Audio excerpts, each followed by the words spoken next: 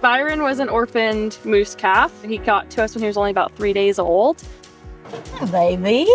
Working at the park has been so enlightening, learning so much from all the keepers, learning all about these different kinds of animals that you don't get to interact with every day. So my internship is at the Maine Wildlife Park. I'm part of the animal care team here.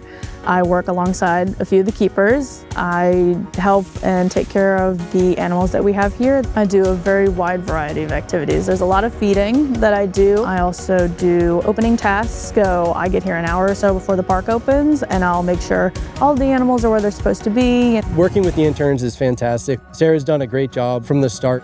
We also recognize that the internship program is an opportunity for us to provide an experience to college students that are looking to pursue a career working with animals.